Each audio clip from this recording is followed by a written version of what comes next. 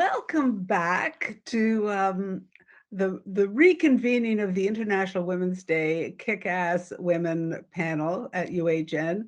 We had such a good time on International Women's Day, and there were so many questions that were left unanswered. We thought we would regroup and just have another chat about some issues that the people across UHN raised. So I'm joined today by Catherine Zahn, who is the Deputy Minister of Health, a job I know how hard that job is, and we're so happy to have you here. Of course, Catherine is a big advocate for mental health, mental wellness, and um, just a real superstar. We're also joined by Miyo Yamashita. Miyo, we're just thrilled to have you here. Miyo heads up the foundation at Princess Margaret, and we're just delighted with her, with what you bring to everything you do. And Heather Ross, Dr. Heather Ross, who, as you know, heads the cardiology at Peter Munk, and just a great woman leader and inspiration for so many people. So without further ado, we're going to just pick up on some questions that were left unanswered last time. And we had a little bit of a conversation going before we started recording. So maybe I'll start with that question, which was, what do you say when people ask you how you achieve balance in your lives? And I'm going to start with Heather. Heather, what do you say when people put that question to you? Yeah, so I mean, my first feeling on that always is that I don't think it's anybody's right to determine what balance looks like for me.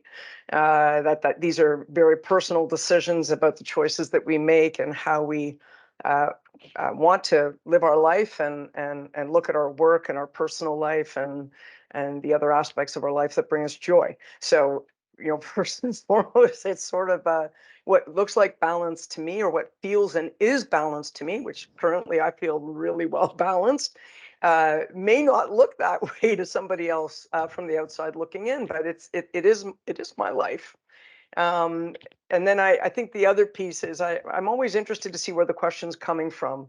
And is it coming from a junior colleague who's trying to figure out how to get to a certain place and how they themselves might achieve the balance to achieve the different goals that they have across the different facets of their life? Or is it, is it coming from a different question? And I think Kathy had a great follow-on to that, so I'll segue into hers, because I think she handled it really well. Over to Me? you. Yes. Well, the first thing is, ordinarily this comes from a man, to me at any rate. So I just say, how do you do it? How do you do it? So what, why should I be any different? But I think I just want to follow up on Heather's points that I think most of us understand ourselves to be mature adults, and we make conscious choices about how we spend our time, and buried in that question is the implication that work is bad and life is good, and that that somehow work is separate from your life. I personally love my work, and I've always loved my work, and so to me, it's about what choices I make about all aspects of my life and how I personally balance them, and that truly is, I agree, Heather, my business. And I guess I would just add to that. I mean, I hope there are some men listening in today. And over the past few years, I've increasingly heard from men at a variety of sort of ages and stages in their career, with both young men and women and people of all genders asking that question. I agree, it depends on who's asking. But I've also had conversations with men who are later stage in their career who've actually said to me with some regret that they asked that question as a way of trying to, in some cases, discourage women from going into certain roles. So it was a bit of a kind of limiting benevolence, right? So which they now recognize, which is great. And in some cases, they've said they just didn't do enough. They didn't do enough either at the at work to kind of help women in other groups, and they didn't do enough in their personal lives either, and they have regret.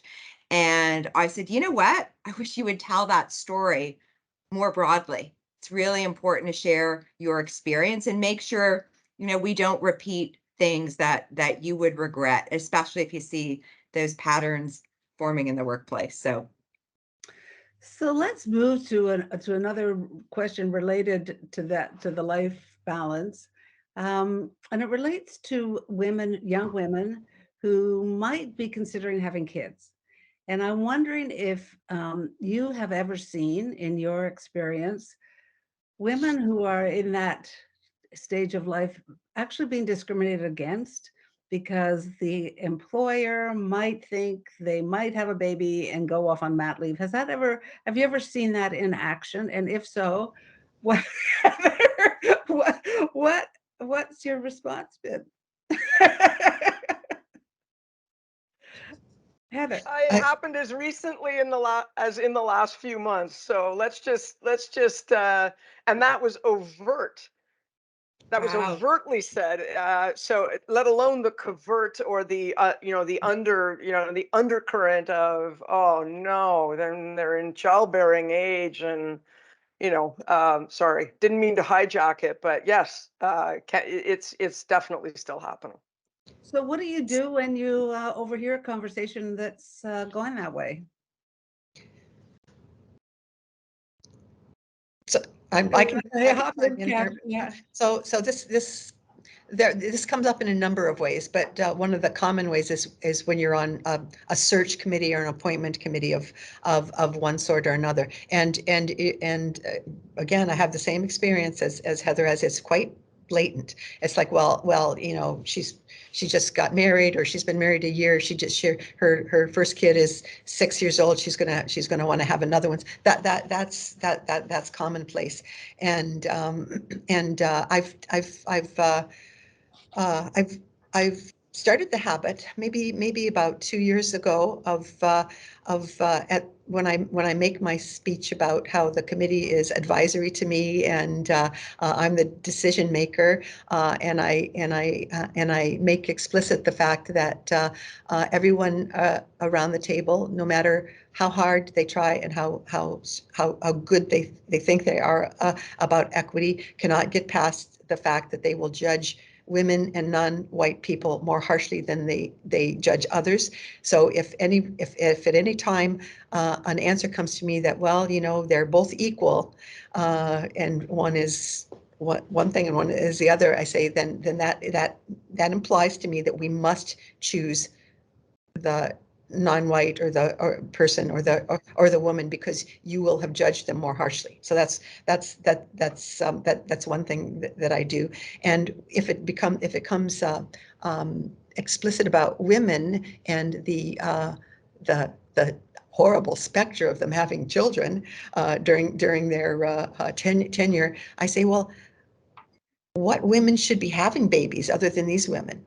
Like, why would you not have women that are this strong, this capable, this intelligent from having babies? Really, what's that all about? It's our job to accommodate the strength of the population going forward. There.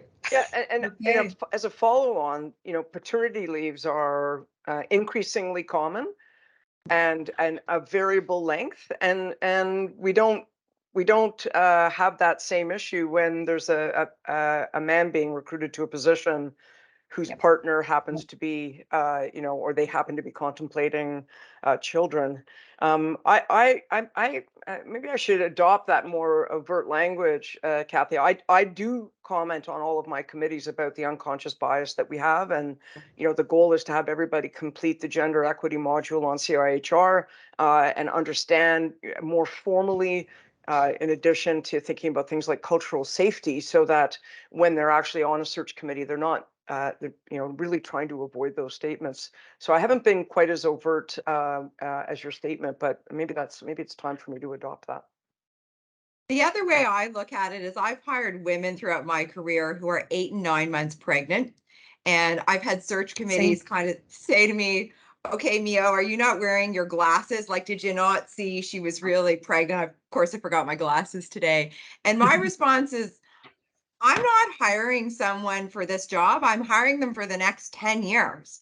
And you treat people who have young children and women in particular well during their parental leaves, they tend to, in my experience anyway, be really loyal and grateful. And we played a long-term game with our people. That's Mhm. true. Yeah, thank you. So again, just going off from that comment, I'm sure you've all heard rumblings that somebody got a job because they were a woman and there was some sort of quota that needed to be filled. And I'm just curious to know how you would respond to that kind of comment. Catherine, I can see your. I'm a cornucopia of comments on those mean-spirited suggestions. I say, well, actually, she got the job in spite of being a woman.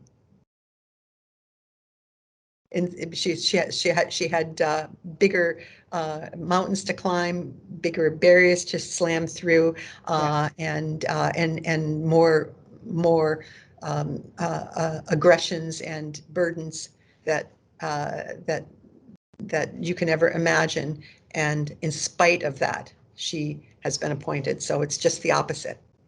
I think that's amazing.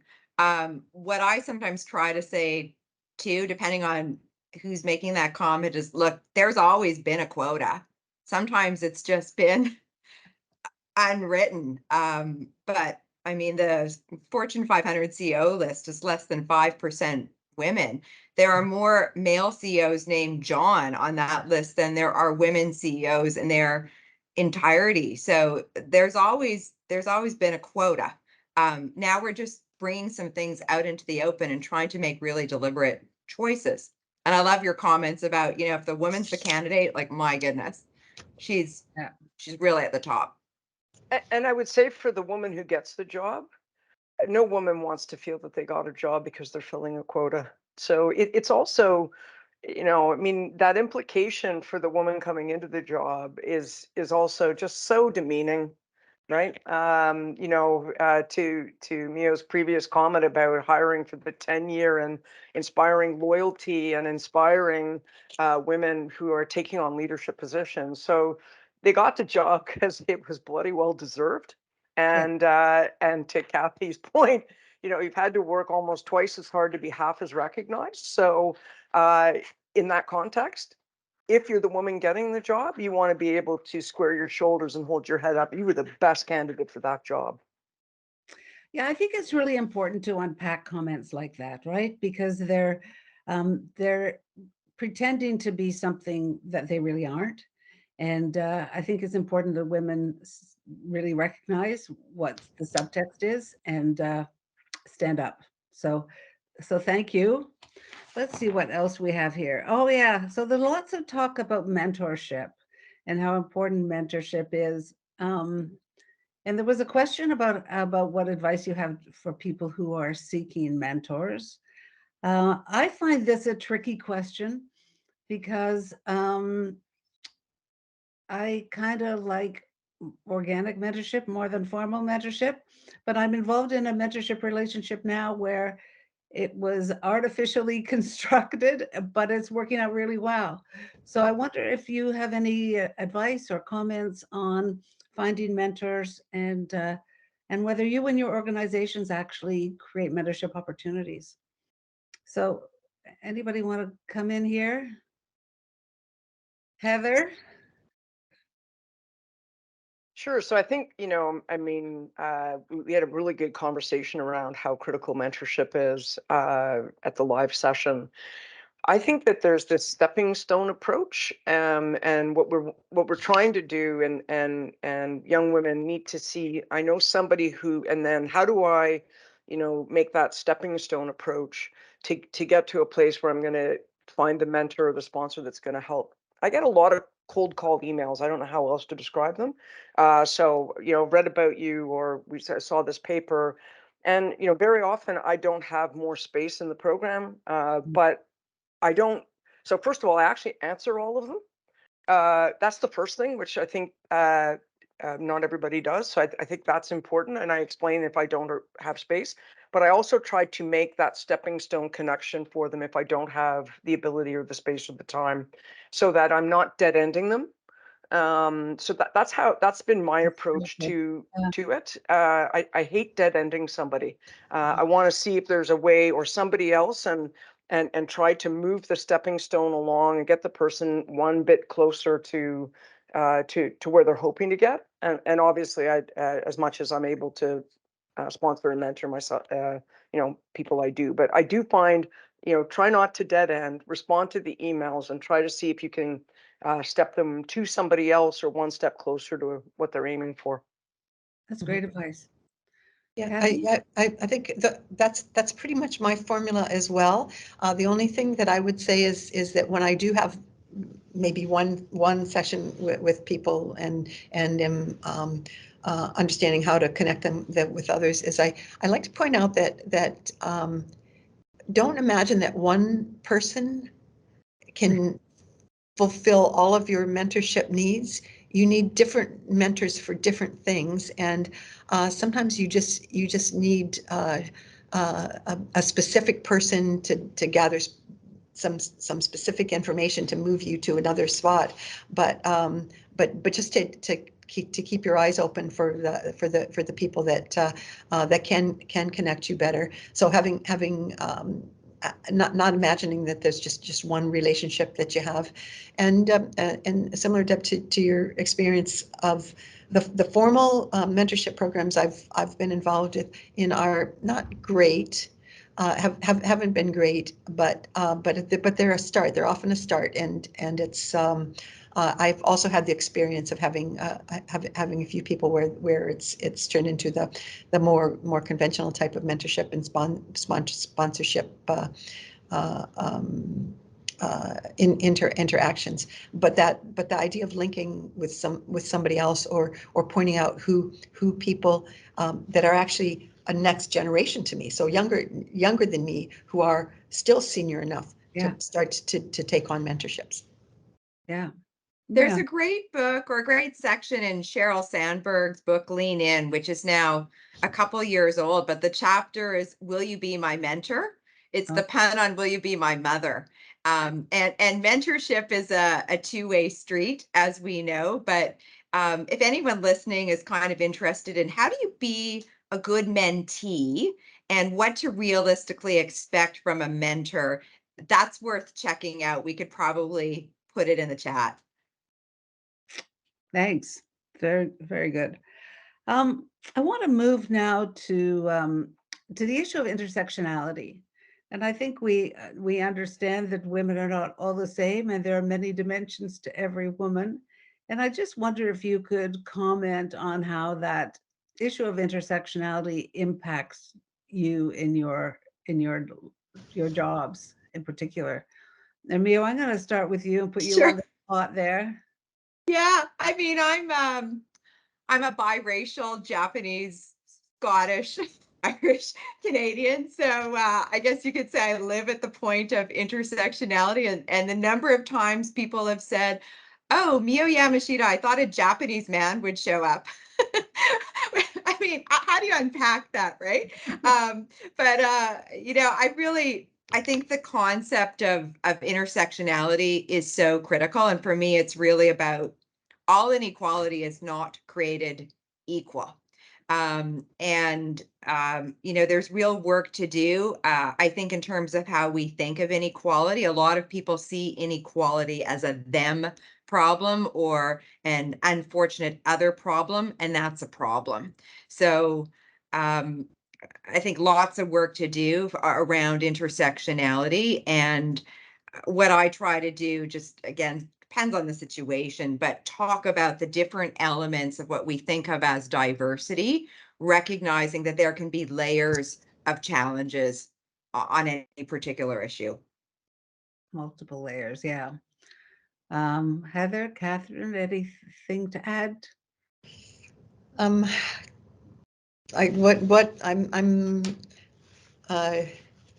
white woman and I don't have those pieces. And I just say I may have mentioned this at the last time, but I don't think so because I don't think I'd finished reading it yet. I just read a recent book.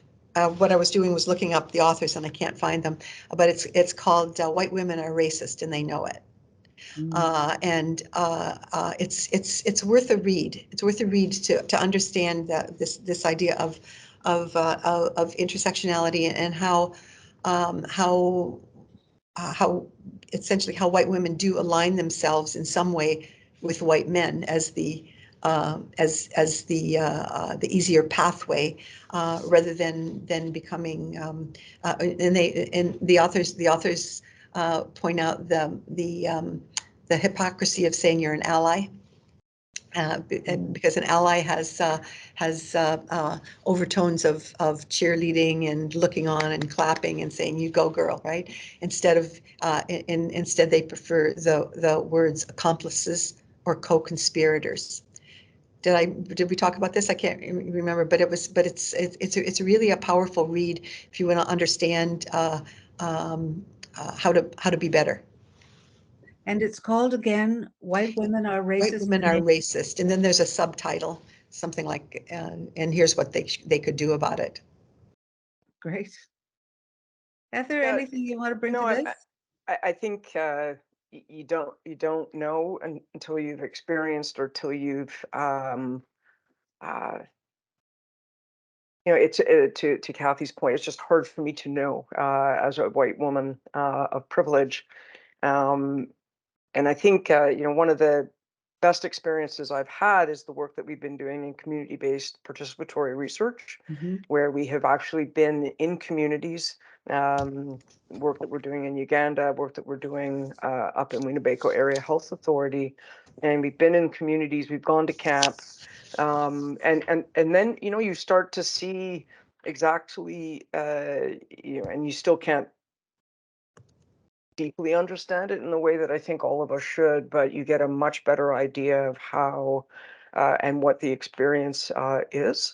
And it's a profoundly humbling experience. So I think it is, if we're going to advance healthcare in this next decade in a truly meaningful way, then we have to dig in and do a much better job at understanding the drivers around providing equitable access to care. And we can say it, and doing it is way complex because it's never been done to date. And if it was that easy, we'd have already done it. So there's just so much still to learn. And you got to be, you just have to be really open, and I think have to try as best as possible to experience it. So I think this is a really complex area for us, but it is a crucial area for us in order to actually advance healthcare. And I think, Heather, you've actually gone to places, right? You've actually experienced conditions very much unlike the downtown Toronto conditions, even though downtown Toronto has multiple conditions as well. But there's nothing like actually being there. There's nothing like actually seeing with your own eyes. It's a profound there's nothing like being in a forward nursing station with a patient who's in significant clinical distress, and you're trying to get that patient air evacuated out. And as my fellow was, and she was on the phone, and the comment was, "What is a cardiologist doing in Peawanuck?" Not, this is a patient at a forward nursing station, which isn't actually a hospital, and the cardiologist and the nurse are staying with the patient at the bedside, through the night because the patient needs to be air evacuated. So it's sort of, that's the one extreme. The other extreme is you want to get a Holter monitor, a simple monitor to evaluate heart rhythm, and the patient has to come out of community to get that done. So, digital tools and Health Canada approved tools allow us to actually have patch technology in the clinic so the patient wouldn't have to leave home and community in order to get a very simple test done. So we got to be disruptive. We have to, and you have to be there to Yeah. have some sense. And by the way, you still have no sense, right? No, you have It's no really sense. just yeah, Yeah. scratching the surface. It's Absolutely. and I had similar experiences, Heather, at CAMH, visiting many Indigenous communities, going into ravines, going into shelters, etc. It's into the jails.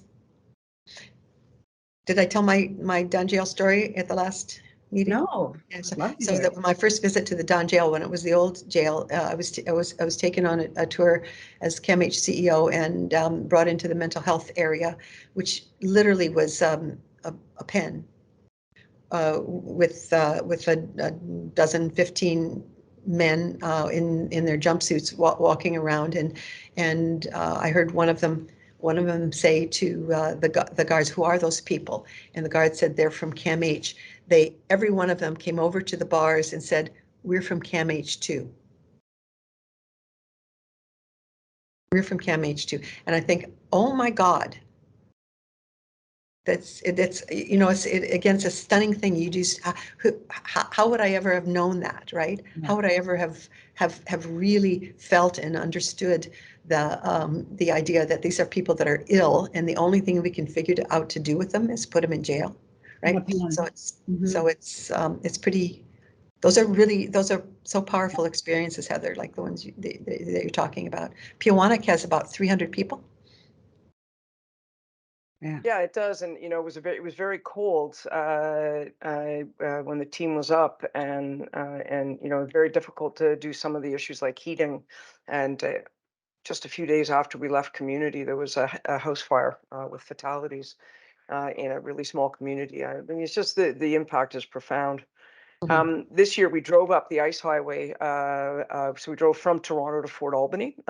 So that's a good long drive, and had a chance to drive the ice highway, and it was minus 40 when we got up to Fort Albany. And again, it just ran the clinic there and really had a good sense of some of the challenges. But again, I think it really is just scratching the surface. But you do your work differently, I'm sure, because you've had that experience. I hope so. Yeah. I hope so. I hope so. Okay, I have one more question I want to explore with you, and this is an issue around pay equity or equitable pay for women or women who are in women-dominated roles, professional or not professional. Do you have any thoughts on how women should advocate for true pay equity? Let me dive in there, because Sasha Bhatia has done some really good work and published on this. And, in the field of cardiology, we know that women make less, whether that's because we spend more time with patients, which is one of the comments that's been raised, and or whether or not it's the other pulls and pushes on our lives. I actually, so I believe strongly that we need to change how we remunerate in medicine in order to help improve equity, because there clearly are issues with discrepancy in pay, and in a fee for service model. I think those remain challenges. So, I'll put it out there. I'm a supporter of the AMO-AFP for academic medicine. I think that is a way to try to float all boats and to address some of the gaps that currently exist, either because we've had historical fee for service pay scales for certain things like procedures, whereas people who don't do procedures and see patients receive much less funding, right? So that historical discrepancy in how the fee for service model has worked. And many of those procedural specialties have been male dominated. So that's probably also been a driver. So how do we actually, and it's not bringing people down. I'm not looking at bringing people down. It is about bringing, and that's Kathy's problem with how to fund it. So that's her issue, but how to bring people up. And so I'm really hopeful in a way that I haven't been in a long time, that maybe some of that will be addressed through an AMO-AFB.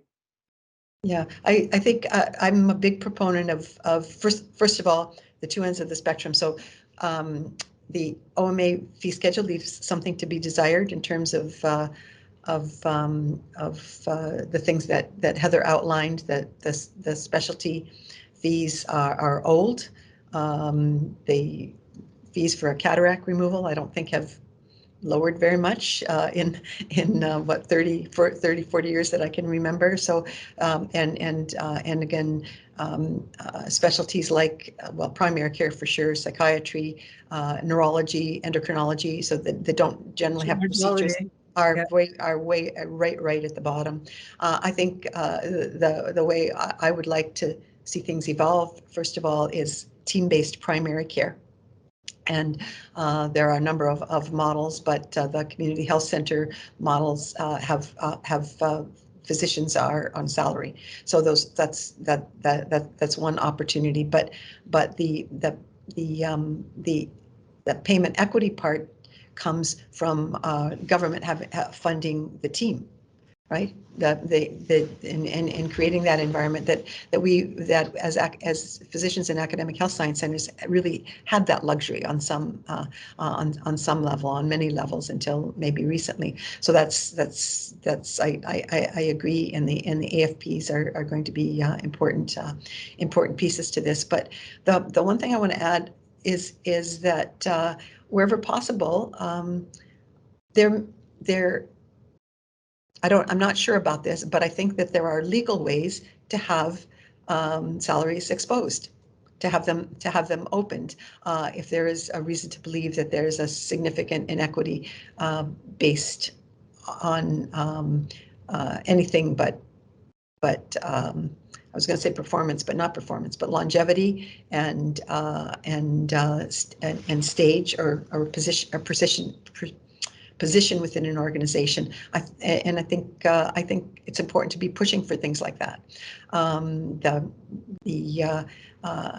The Department of Medicine, I don't know if it's still happening, Heather, at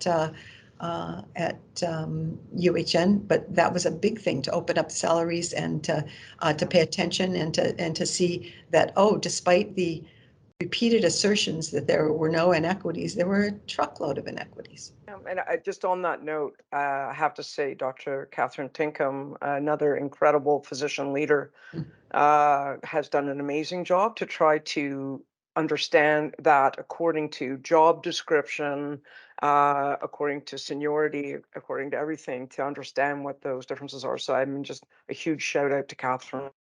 Mm-hmm. Miyo, anything you want to add to this conversation?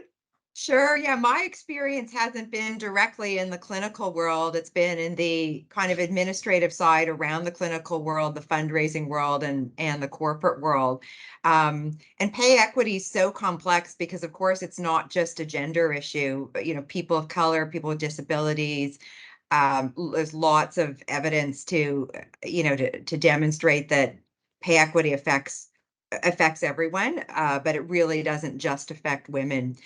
In the corporate world, it's often a reflection of how women are advanced. So I think it was McKinsey that found, like, over 10, 15 years ago, for every 100 men promoted in the corporate world, only 87 women are promoted and only 82 women of color are promoted. So then when you start looking at the overall employee population, yeah, you're going to see men as an overall population generally making more than women. So you can address pay equity, and, like, we absolutely need to do that. My fear is, with talks of recession and stuff, there's going to be concern across all organizations that we can't afford, to correct these gaps. We actually can't afford not to, in my view. But it's not actually just about the pay equity. It's about career progression. It's about, sponsorship and mentorship that we've talked about. So many things kind of layer in, and it funnels into pay. Well, that is a great way to conclude this gathering again. there's lots of work to do. And I think it's discussions like this that really move the conversation forward. So thank you so much, Miyo and Heather and Catherine, for joining us for this regroup. And I hope we get a chance to do it again. Thanks. Bye-bye. Thank you. Thank you. I put the book in the chat. I put the title of the book in the chat. Oh, Awesome. that's Thank you so great. much. Thank you. Okay. Thank you. Take care, everyone. Bye-bye. Bye.